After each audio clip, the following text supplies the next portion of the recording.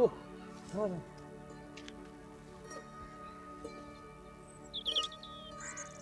এ তো মনে হচ্ছে হজরতের চিঠি। হ্যাঁ, কেমন আছে রে আমার? কেমন আছে? হুম হুম দাঁড়া পড়ে দেখি। সংবাদ পাঠাও দ্রুত, চিন্তায় আছি। হজরত, দাঁড়া আমিও চট করে তোকে এক কলম লিখে দিই। হ্যাঁ,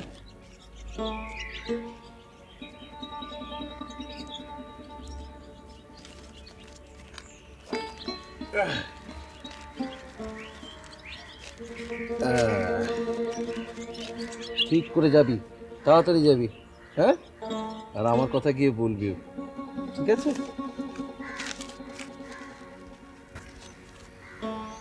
এই যে এই যে এই যে এই যে হয়ে গেছে, হয়ে গেছে।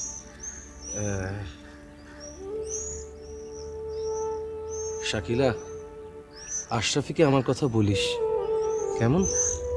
বলিস আমি খুব খুব কষ্টে আছি, কতদিন দেখি না ওকে।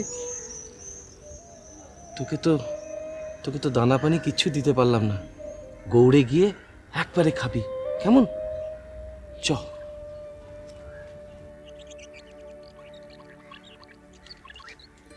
আশরাফিকে আমার কথা বলিস।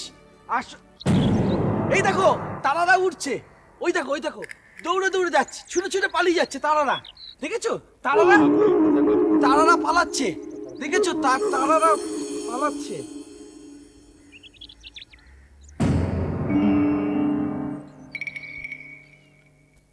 তুমি এত নিশ্চিন্ত হচ্ছ কি করে নিমাই?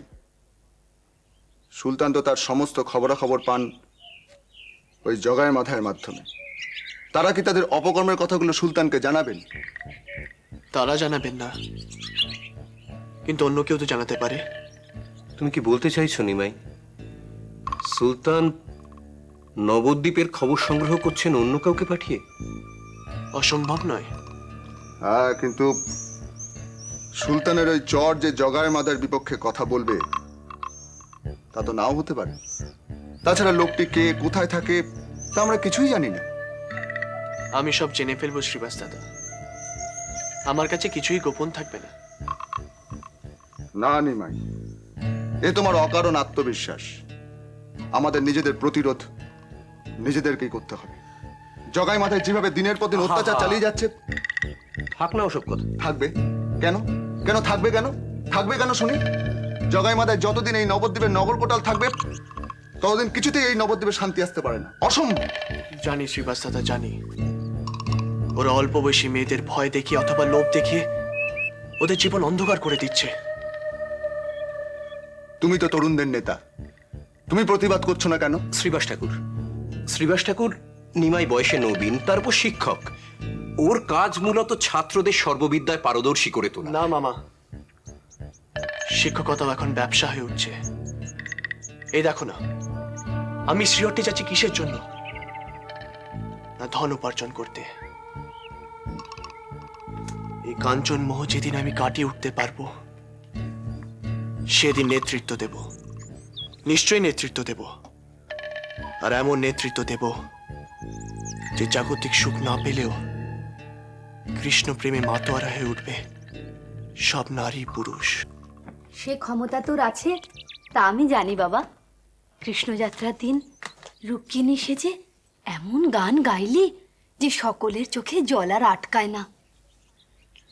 হ্যাঁ রে নিমাই, আজ বাদে কাল চলে যাবি, যাবার আগে মামিকে একটা গান শুনিয়ে যাবি না বাবা? বেশ তো, মামা হাতে শ্রীখল নিলে আমার গলা দিয়ে এমনি এমনি গান বেরিয়ে আসবে। দাঁড়া, আনছি।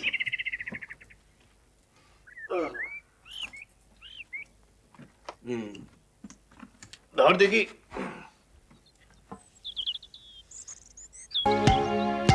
তীরির স্বভাব মনে করে প্রাণ কান্হাইল, তীরির স্বভাব মনে করে প্রাণ কান্হাইল। তা তোর সোনা করোনা গরে প্রাণ কান্হাইল।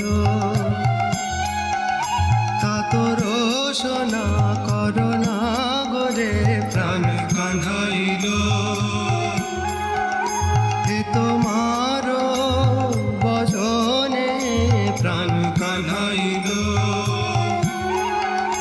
সব কোপ খণ্ডিল এখনে প্রাণ কান্হাইল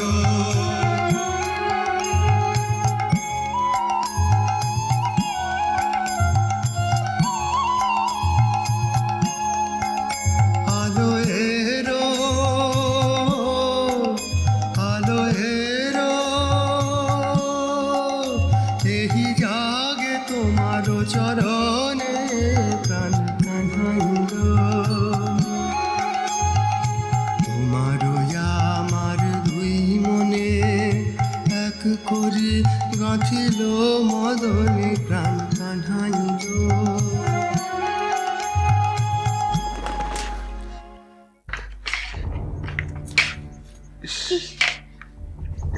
কাদের পায়রা গো? এটি সে পায়রা নয় মা, খোদ সুলতানি পায়রা। তার অর্থ অর্থ পরে বলবো। মামি, তুমি জড়িবুটি আর হলুদ বেটে ওর গায়ে লাগিয়ে দাও। বাজ পাখি ধরেছিল, সামান্য ক্ষত সেরে যাবে। দেখি দেখি পায়ে তো একটা কাগজ বাঁধা আছে দেখছি। পায়ে তো গৌরেশ্বরের শিলমোহরও দেখছি। আপনি তো অল্প বিস্তর ওমা ফার্সিতে লেখা তো, ফার্সি পড়তে পারেন আপনি? দেখুন তো কি লেখা আছে। গৌরের চর নবদ্বীপ থেকে সংবাদ পাঠাচ্ছে, আমার কথাও লেখা আছে।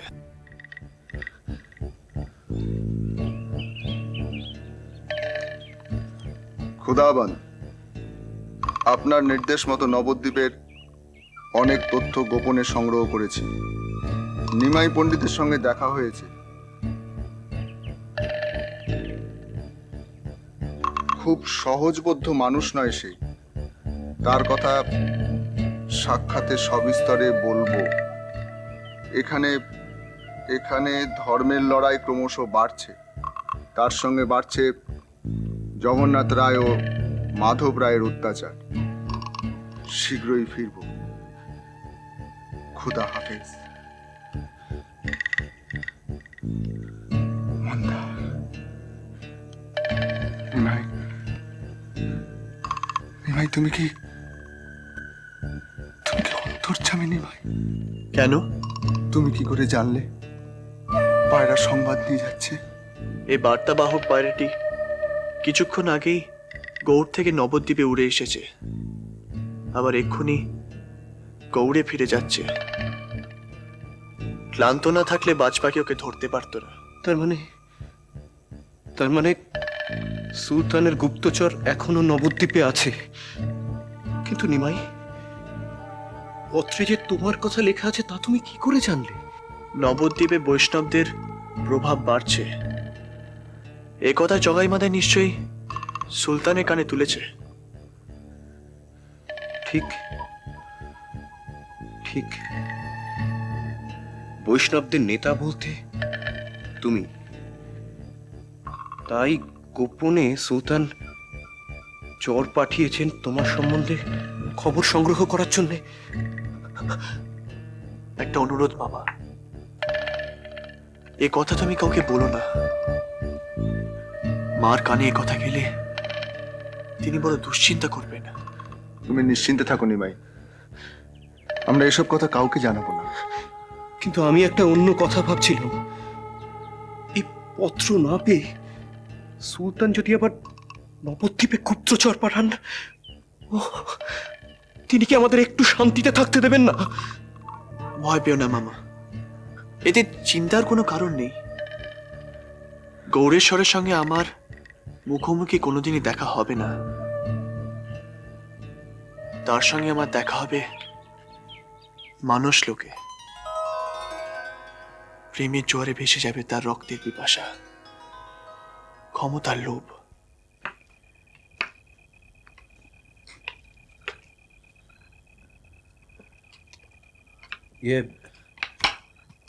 অদ্বৈত আচার্য কি আছেন? হে কি যজ্ঞেশ্বর পণ্ডিত, আচার্য চন্দ্রশেখর, আপনারা এত রাত্রে? মানে আচার্যদেব কোথায় বলতে পারেন? উনি তো আজ দুপুরে শান্তিপুরে চলে গেলেন।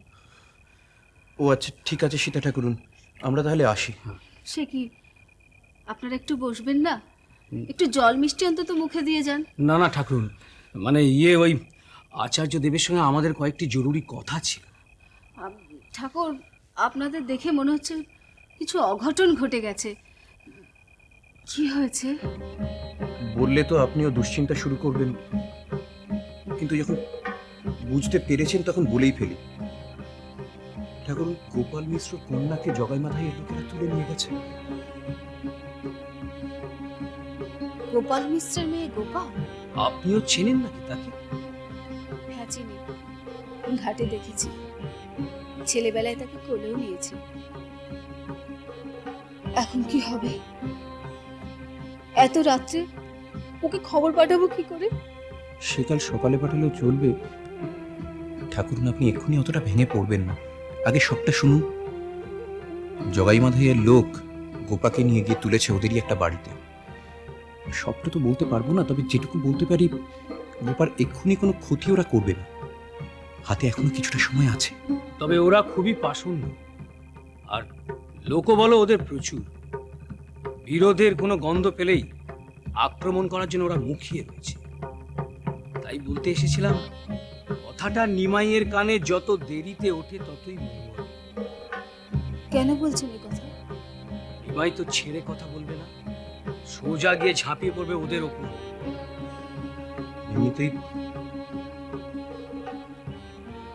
এমনিতেই শীতল মাঝির মেয়েকে নিয়ে একটা বিরোধ রয়েছে। বৈষ্ণবদের মধ্যে তো কেউ কেউ বলছেন যে নিমাই আর তার সঙ্গীদের নাকি হাতে লাঠি তুলে নেওয়া উচিত হয়নি। না না, নিমাই ঠিকই কাজ করেছে। আপনাদের আচার্যদেব তো বললেন, নিমাইয়ের জন্মই হয়েছে মানুষের ত্রাণের জন্য। শুধু কি শীতল মাঝির মেয়ে দামিনী? লক্ষ লক্ষ মানুষের ত্রাণের জন্যই তার জন্ম।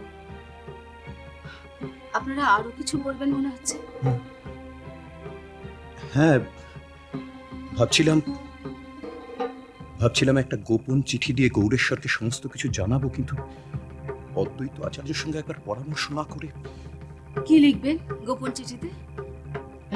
আমাদের নবদ্বীপের কথা। জগাই মাথায় রাজ কর্মচারী বলে গৌরেশ্বরের আমাদের সম্বন্ধে ধারণাটা অন্যরকম। আমাদের বৈষ্ণবদের তো নিজেদের সম্বন্ধে কিছু জানানোর থাকতে পারে। কিন্তু যজ্ঞেশ্বর পণ্ডিত, জগাই মাথায় যে এত সব কাণ্ড করছে, তাতে কি সুলতানের কোনো টনক নড়ছে না? আমরা শুধু শুধু চিঠি লিখে কি করব? না না ঠাকুর, আসলে সুলতানকে তো আমরা কোনোদিনই চোখে দেখিনি, আমরা শুধু তার প্রতিনিধিদেরই দেখেছি। এখন তিনি মানুষ কেমন তাও আমরা জানি না। তাই ভাবছিলাম একবার সরাসরি ওনাকে জানিয়ে দেখি না ওর কি হয়। কি আর হবে? জগাই মাথায় যাবে, আবার নতুন নগর কোটাল আসবে।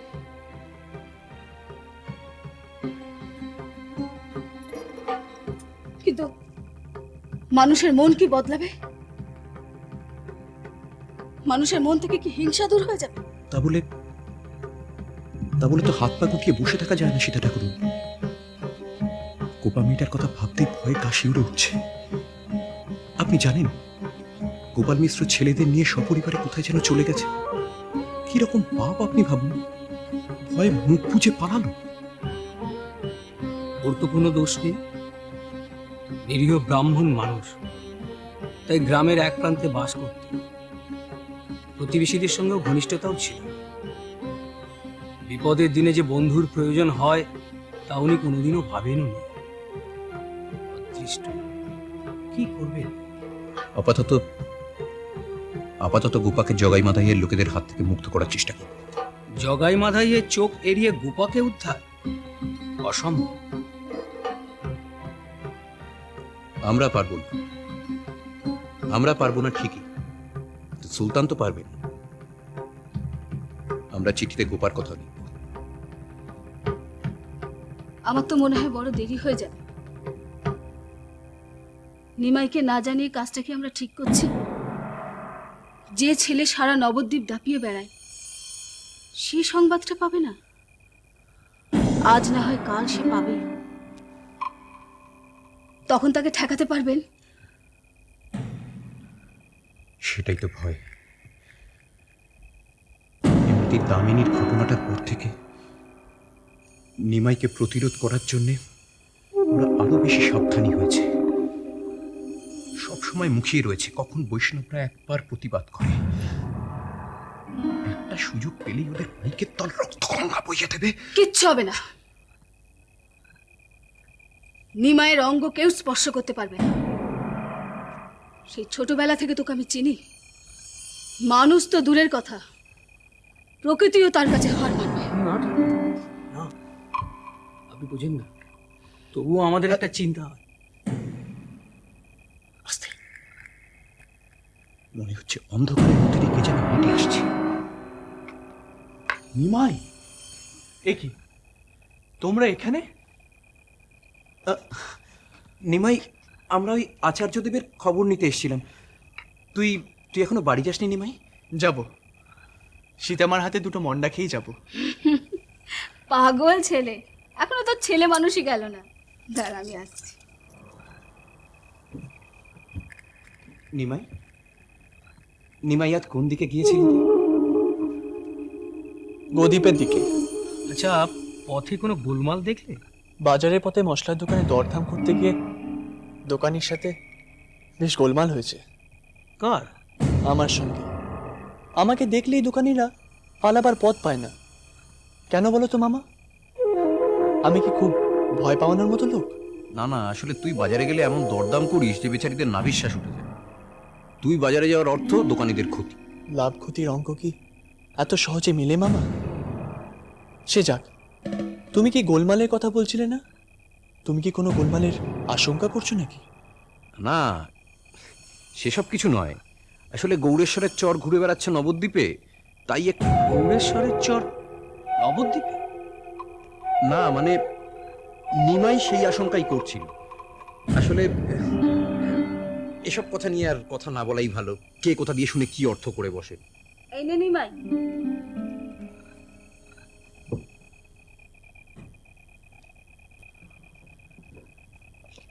আপনারাও নিন না।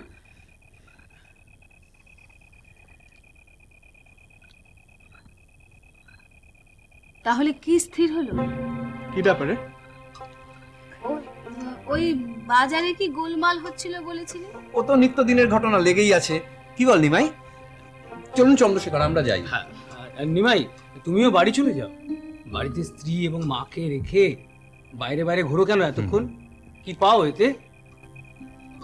জ্ঞান পাই, প্রতি মুহূর্তে নতুন নতুন জিনিস দেখতে পাই। প্রতি মুহূর্তে আমার নতুন করে চেতনা বাড়ে। থাক, আর এই ভর সন্ধ্যেবেলা ভারী ভারী কথা বলতে হবে না তো। তাহলে সীতা ঠাকুরুন, আমরা বরং আসি আজ। আর নিমাই, তুমি কিন্তু অনেকদিন আমাদের বাড়িতে আসো না। আমার মাসি বলছিলেন যে নিমাই বিয়ের পর তার জয়া মাসিকে ভুলেই গেছে। না না মেশো, মাসিকে বলো আসলে আমার এমন কয়েকটা কাজ পড়ে গেল, আমি যাব। আমরা আসি ঠাকুরুন, প্রণাম।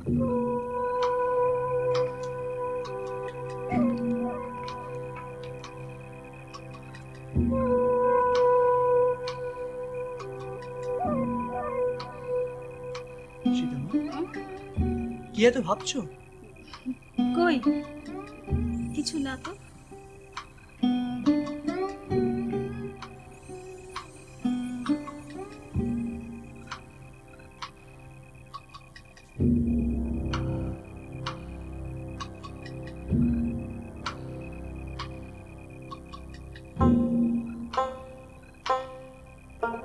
নিমাই, তুই আবার কি ভাবতে শুরু করলি? কিছু না সীতা, আজ আমি বাড়ি যাই। আজ আর গপ্প করে গানকে শান্তি পাবো না। আসি সীতা।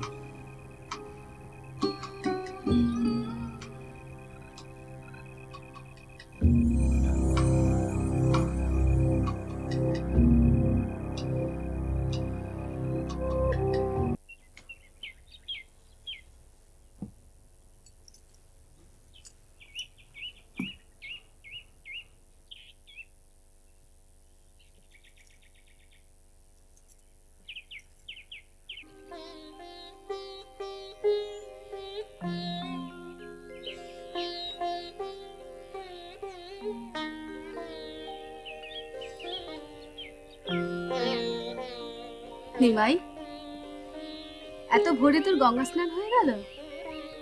ও মা, তুই এখনো ভিজে কাপড়ে দাঁড়িয়ে আছিস? দাঁড়া, তোর জন্য একটা শুকনো চাদর এনে দিই।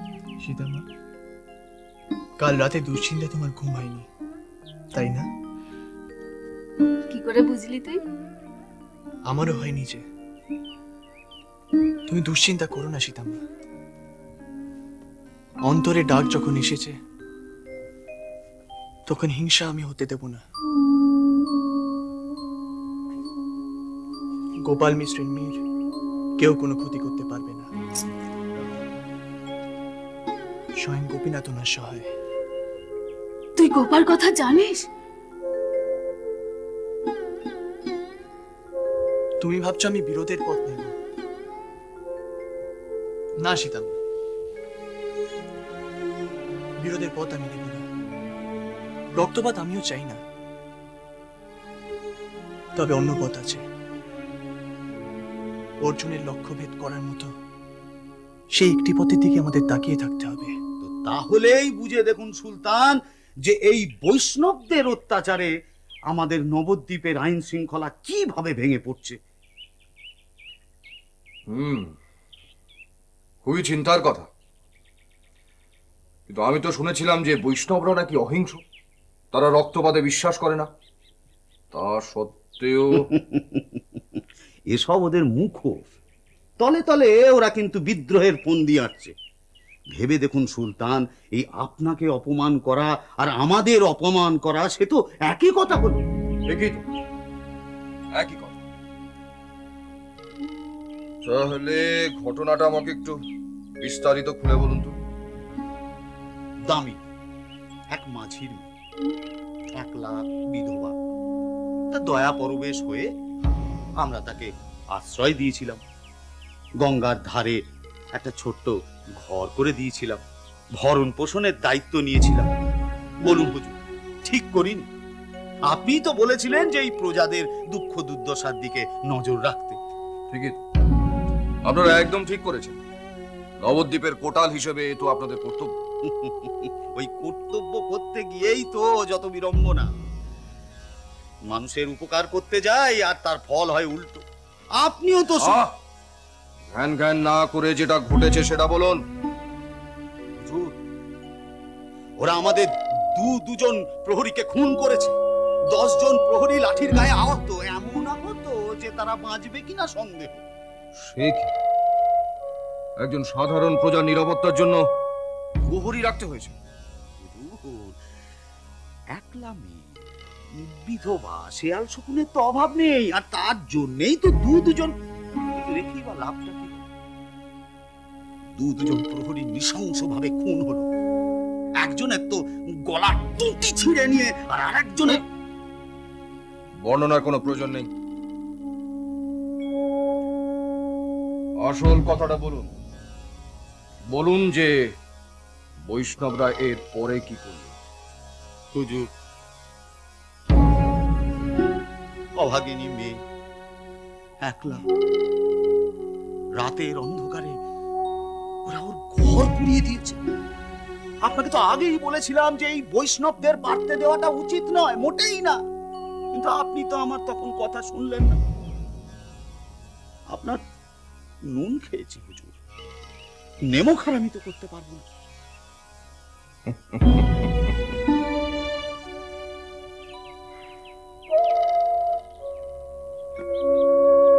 কি পারো আর কি পারো না, সে খবর আমি কয়েকদিনের মধ্যেই পেয়ে যাব। জানেন সুলতান, এই বৈষ্ণবরা কিন্তু আগে এরকম ছিল না। নামগান নিয়ে থাকতো, আমরাও নগর কোটাল হিসেবে ওদের ভালো মন্দর দিকে নজর রাখতাম। কিন্তু এখন দিনকাল পাল্টেছে, আর যত নষ্টের গোড়া হচ্ছে ওই নিমাই পণ্ডিত। ওই কিন্তু বৈষ্ণবদের খেপাচ্ছে গৌরেশ্বরের বিরুদ্ধে। ওর এত সাহস যে ও বলছে ও নাকি নবদ্বীপের রাজা। তাহলে আমাকে আপনি কি করতে বলেন? শাস্তি স্বরূপ আপনি ওই বৈষ্ণবদের উপর আরো কর বসান। হ্যাঁ, আর হুকুম করুন ওই নিমাই পণ্ডিতকে কয়েদ করি। আচ্ছা হুজুর, নিমাই পণ্ডিতের উপর নজর রাখার জন্য একজন দক্ষ দোচর পাঠাবেন বলেছিলেন, ওই পাঠালেন না তো? নিমাই পণ্ডিতের কথা ভেবে ভেবে আপনার শরীর স্বাস্থ্য যে ভেঙে পড়ছে। রায়রায়ণ জগন্নাথ রায়, আরে নিজের শরীরের কথা একটু ভাবুন।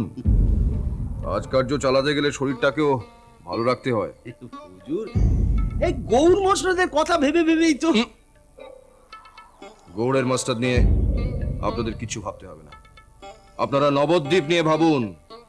আপনাদের ঠিক যতটুকু দায়িত্ব দিয়েছি তার বাইরে নাক গলাবেন না। দেখুন রায়রায়ণ জগন্নাথ রায়, আপনাদের বিরুদ্ধে কিন্তু অনেক অভিযোগ আসছে যে কি বলছেন হুজুর? আমরা তো একদম নিজের সাফাই গাওয়ার চেষ্টা করবেন না। বৈষ্ণবরা যদি এই কাজটা করে থাকে তাহলে আমি নিশ্চয়ই তার ব্যবস্থা করবো, কিন্তু উল্টোটা যদি হয়,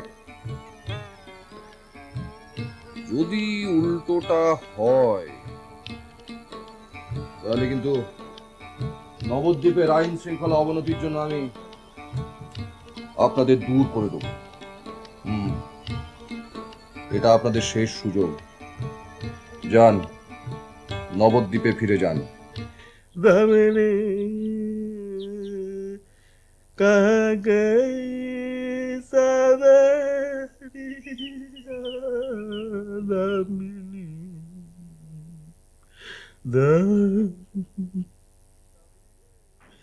दामिनी रे। ডাকছিলেন প্রভু? তোমার নাম কি দামিনী? আগে না প্রভু, দামিনী তো পালিয়েছে। চুপ! লজ্জা করে না বলতে? হ্যাঁ, অপদার্থ, অকর্মণ্য, বাক সর্বস্ব। দামিনী তো পালিয়েছে, তোমরা কি করছিলে? নাকে তেল দিয়ে ঘুমোচ্ছিলে? আগে না প্রভু, নাকে তেল দিনি তো। তাহলে কি নেশা করে ঘুমোচ্ছিলি? ওরে, নেশা ভাঙ তো আমরাও করি, কিন্তু মাথাটা সাফ রাখতে হয়। নেশা ভাঙ না করলেই আমাদের মাথাটা কিরম গোলমাল হয়ে যায়।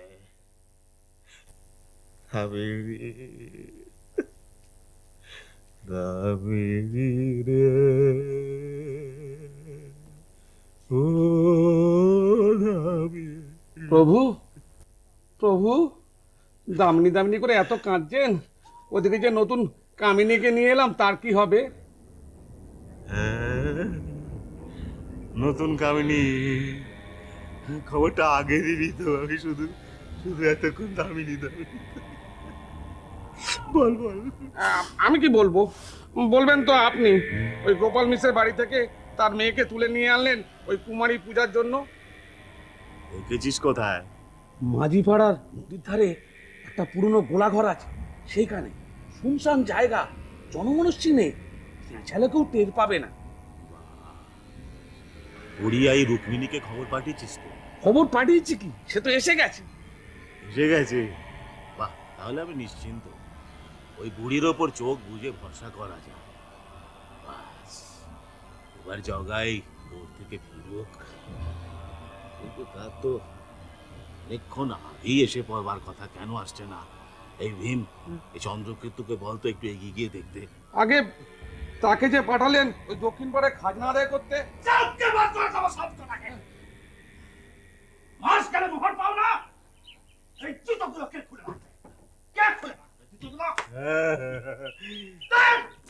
জগাই জগাই জগাই, এই তো ভাই আমার এসে গেছে।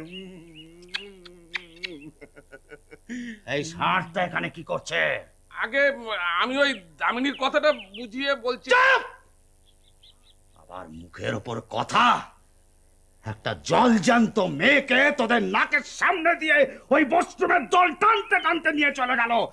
তোরা তোরা তখন কি করছিলি? আগে আমরা ঠিক বুঝতে পারোনি? দুগ্ধপোষ্য শিশু নাকা! আগে আমরা ওই সেরা লেঠালদেরই পাঠিয়েছিলাম, সঙ্গে দুটো খুনে ডাকাত। কি করব, ওই নিমাই পণ্ডিতের দল যে ওদের একেবারে পাড়াছাড়া করে দেবে। তোরা তখন কি করছিলি? হ্যাঁ, তোরা তখন কি করছিলি? আমাদেরকে খবর দিলে আমরা আরো 100 লেঠাল পাঠাতাম। তোদের ভরসায় রাখলে দেখছি আমাদের কোতোয়ালিটাই চলে যাবে হাত থেকে। ইচ্ছে করছে ইচ্ছে করছে তোদের দুটোকে আমি জ্যান্ত মাটিতে পুঁতে ফেলি। এই কি আছে? ক্ষমা করে দিন বাবু, ক্ষমা করে দিন, এই শেষবারের মতো ক্ষমা করে দিন। এই চুপ চুপ ভাই, ভাই ক্ষমা করে দাও। আসলে ওরা ঠিক বুঝতে পারেনি নিমাই পণ্ডিতের দল যে পুঁতি চেড়ে হঠাৎ হাতে লাঠি তুলে নেবে। এই ভীম, যা যা যা। কোনো দিকে একটু শান্তি নেই, কোনো দিকে একটু শান্তি নেই। নিমাই পণ্ডিত, নিমাই পণ্ডিত, এই একটা নাম শুনতে শুনতে কান জ্বালাপালা হয়ে গেল। নেশা করে পর্যন্ত শান্তি নেই। ইচ্ছে করছে, ইচ্ছে কর। এই তোকে না বাইরে যেতে বললাম, সাথে বলে মূর্খ, যা বাইরে যা।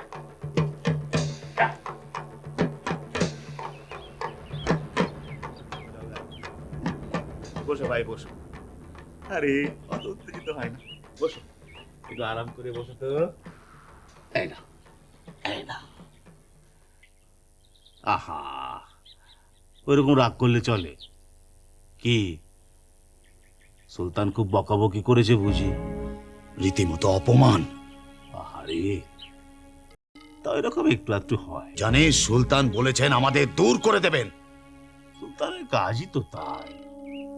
তাই বলে এত বড় অপমান? বৈষ্ণবদের নামে কোনো নালিশি শুনতে চাইলেন না, বললেন আমি নাকি মিথ্যে বলছি। এমন একটা ভাব দেখালেন যেন মনে হলো সব দোষ আমাদের। নিমাই পণ্ডিত যেন ধোয়া তুলসী পাতা। তার মানে আমরা ছাড়াও নবদ্বীপ থেকে সুলতানের কাছে আরো একজন কেউ খবর পাঠাচ্ছে। নিশ্চয়ই ওই বষ্টুমের দল। অদ্বৈতাচার্যের অনেক ছাত্র আছে ওই গৌড়ে। ওরাই নিশ্চয়ই স্বর করে ভিতর থেকে কলকাঠি নেড়েছে। হতে পারে, হতে পারে, অদ্ভুত কিছুই নেই। যাকে গলাটা একটু ভিজিয়ে নে তো। মুদ্রা কথা হলো আমাদের এখন সমঝে পা ফেলতে হবে। কি করবি বল? আমাদের তো করার কিছু নেই, এত বড় দায়িত্ব। অবশ্য একটা অন্য সুবিধে আছে। ও জগাই, তোকে একটা ভালো খবর দিই। খেটে খুটে এসেছিস, খবরটা শুনলি তোর মনটা ভালো হয়ে যাবে। বল বল। গোপাল মিস্ত্রের সেই মেয়েটা, এই মেয়েটা আমাদের ফাঁদে ধরা দিয়েছে। তাই বুঝি? জানা, একবার দেখে শুনে আয়, তারপর না হয় সামনে অমাবস্যা থেকে কুমারী পুজোর আয়োজন করা যাবে। এই মাথায় কেউ টের পায়নি তো? ওটা যদি সুলতানের কানে যায় তাহলে? কোনো ভয় নেই, আমরা তো অন্যায় কোনো কাজ করছি না। কুমারী পুজোর আয়োজন করছি, তাও শাস্ত্র মেনে। বাবা, ধর্মের কাজে হস্তক্ষেপ করা যাবে না। তুই জানা, একবার গিয়ে দেখে যায়। কিন্তু আমি একলা যাবো? আমার হয়ে গেছে, আমার হয়ে গেছে। তুই যা, দেখে শুনে আয়। ও শোন, ওই বুড়ি রুক্মিণী আইকে বলেছি পাহারায় থাকতে, ওর সঙ্গে একটু কথা বলে নিস।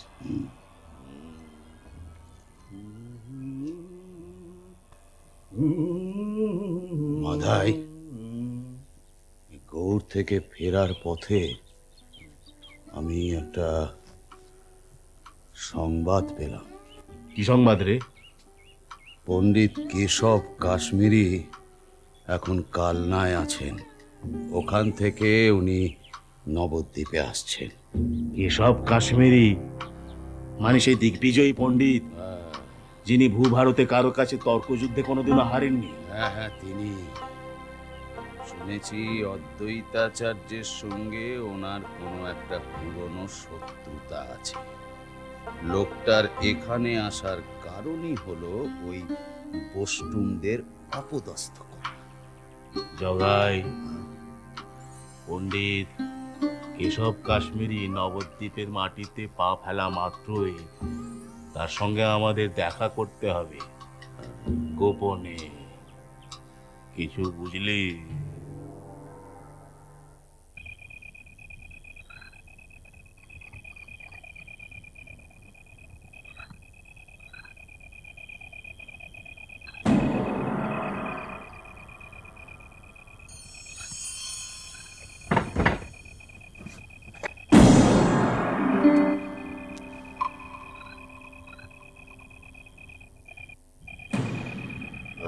কিছু রে, মুখখানা তোর বাবা দেখি।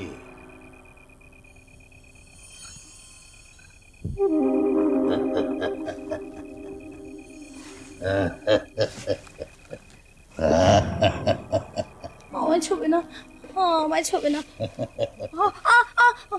লাগছে লাগছে, আমায় ছেড়ে দাও, আমায় ছেড়ে দাও। ছেড়ে দেবো?